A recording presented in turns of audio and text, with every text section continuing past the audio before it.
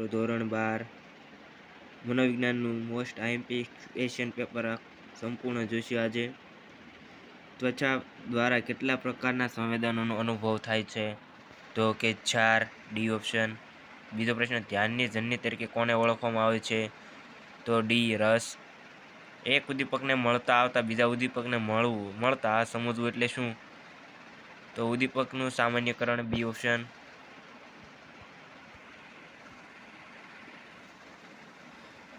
ચોથો પ્રશ્ન, થોર્નડાઇકના બિલાડી પરના પ્રયોગમાં બિલાડીને કેટલા પ્રયત્ન શિક્ષણ મળ્યું હતું?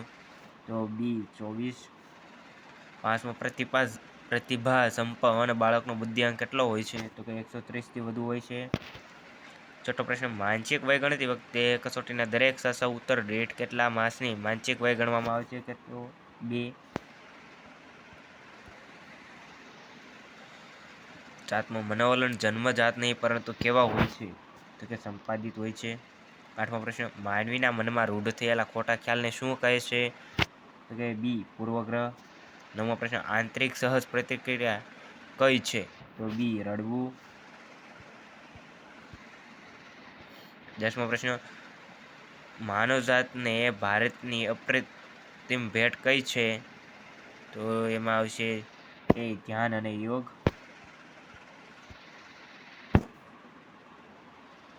11મો, આંતરરાષ્ટ્રીય સ્તરે માનસિક લક્ષણોનું વર્ગીકરણ કઈ સંસ્થા દ્વારા દર્શાવવામાં આવે છે? તો એ WHO. 12મો, હિમશીલાનું ઉદાહરણ કયા ખ્યાલ સાથે સંબંધિત છે? તો કે સી ચેતન અને અચેતન મન. 13મું, સલાહ પ્રક્રિયાના સોપાનો કયા મનોવૈજ્ઞાનિકે દર્શાવ્યા છે? તો એ બ્રોમર અને સ્ટ્રોમી.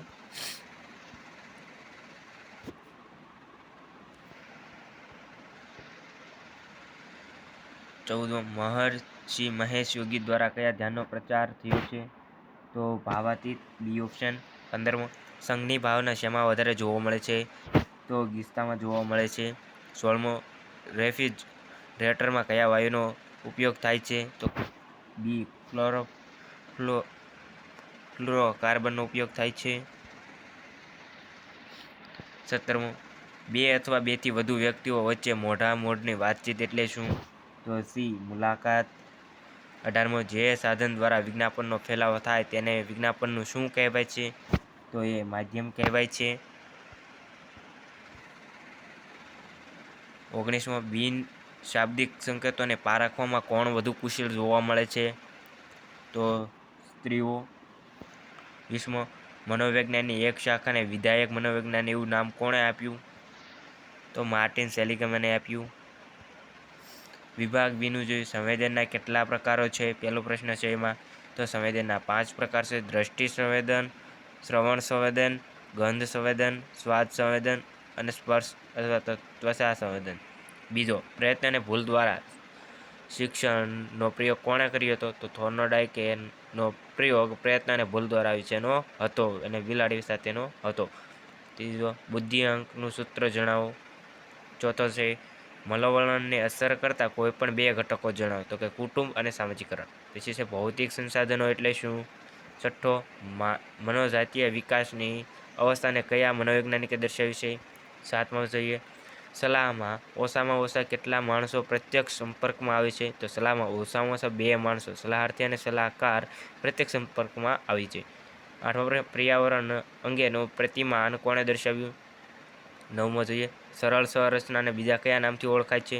10મો, પોઝિટિવ સાયકોલોજી શબ્દનો સૌપ્રથમ ઉપયોગ કોણે કર્યો? તો કે પોઝિટિવ સાયકોલોજીનો સૌપ્રથમ ઉપયોગ મેસ્લોએ કર્યો ગણાય છે. વિભાગ સીમાં જોઈએ, સંવેદન એટલે શું? સંવેદન એટલે સભાનતામાં સર્જાતું એવું પરિવર્તન કે ચેતનાઓનું અસાધારણ ઉત્તેજન મગજના સંવેદન વિસ્તારમાં પહોંચવાથી ઉત્પન્ન થાય છે. બીજો પ્રશ્ન, ધ્યાન વિચલન એટલે શું? ધ્યાન વિચલન એટલે એક ઉદ્દીપક પરથી બીજા ઉદ્દીપક પરની ત્રીજા ઉદ્દીપક પર ધ્યાન બદલવાની ક્રિયા. ત્રીજો પ્રશ્ન, વિધાયક પ્રબલન એટલે શું? વિધાયક પ્રબલન એટલે એ પ્રબલન વિધેયની શીખેલી પ્રતિક્રિયાને વારંવાર કરવાની પ્રેરીને પ્રતિક્રિયાને દૃઢ બનાવે તેને વિધાયક પ્રબલન કહે છે. ચોથો, બુદ્ધિનો શાબ્દિક અર્થ જણાવો. બુદ્ધિનો શાબ્દિક અર્થ શબ્દકોશનો માં બુદ્ધિનો અર્થ નીચેના શબ્દો વડે દર્શાવાય છે: મગજની તીવ્ર શક્તિ, માનસિક સજગતા, શીખવાની ઝડપ, સંપળતા, જોવાની, સમજવાની અને તર્ક કરવાની બક્ષિસ, સતેજતા, વિચારશક્તિ, સૂઝ, વિવેક શક્તિ, ગ્રહણ શક્તિ, માનસિક સમર્થતા, ભેદ શક્તિ, ચતુરાઈ, હોશિયારી, ચાલાકી, મેઘા, પ્રતિભા વગેરે. સમૂહ માધ્યમ એટલે શું? તો લોક સમુદાયને માહિતી આપવા માટે ભાગે પ્રસારની અવનવી રીતોનો ઉપયોગ લે છે. દાખલા તરીકે ટેલિવિઝન, વર્તમાનપત્રો, રેડિયો, વોટ્સઅપ, ફેસબુક વગેરે.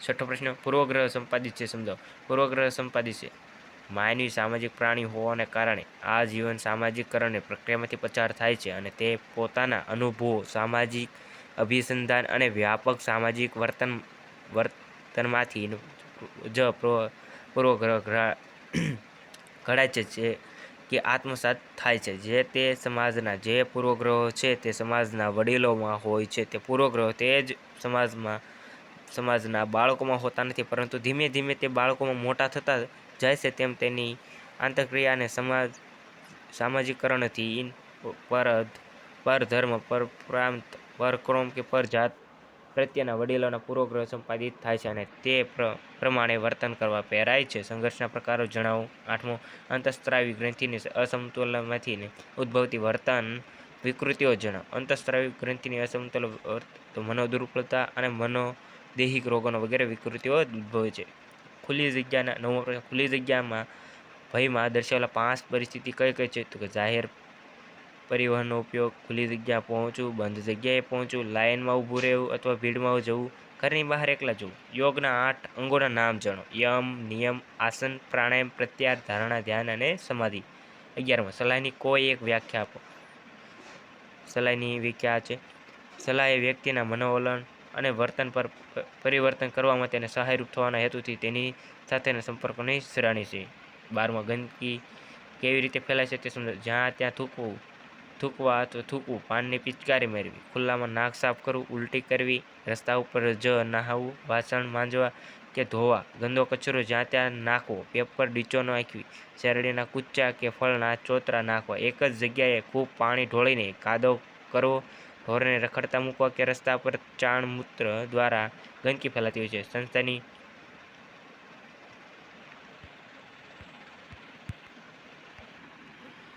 13મો, સંસ્થાની વ્યાખ્યા જણાવો. સંસ્થા એ ચેતન રીતે સમન્વયી એક સામાજિક એકમ છે જે 2 કે તેથી વધુ વ્યક્તિઓની બનેલી હોય છે, છતાં સમાન લક્ષ્ય અથવા લક્ષ્યોને પ્રાપ્ત કરવાના હેતુથી મોટાભાગે સતત કાર્યરત રહે છે. 14, પરણેલા લોકો કોનાથી વધુ સુખી હોય છે? પરણેલા લોકો અપરિણીત લોકોથી વધારે સુખી હોય છે. વિભાગ ડી, સ્વાદ સંવેદનના વિવિધ કેન્દ્રોની સમજૂતી આપો. પછી છે બીજો પ્રશ્ન, કોહલરે ચિમ્પાન્જી પર કરેલા ખોખાવાળો પ્રયોગ વર્ણવો. ત્રીજો પ્રશ્ન, પ્રતિભાસંપન્ન વ્યક્તિને ઓળખવાની માહિતી મેળવવા કઈ પદ્ધતિ પ્રચલિત છે? ચોથો, માનસિક વય કઈ રીતે ગણવામાં આવે છે?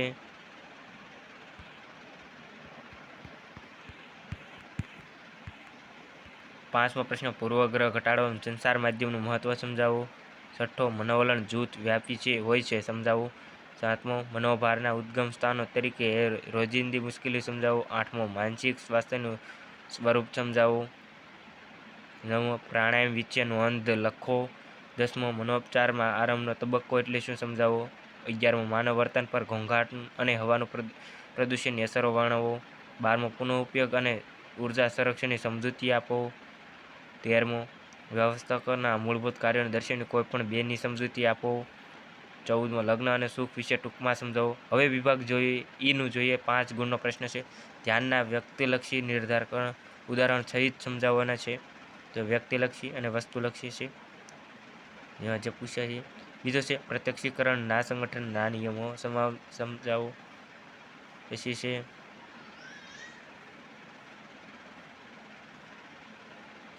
સીટી મોર્ગને દર્શાવેલ શિક્ષણની વ્યાખ્યા આપી તેને વિસ્તારથી સમજાવવાનું છે.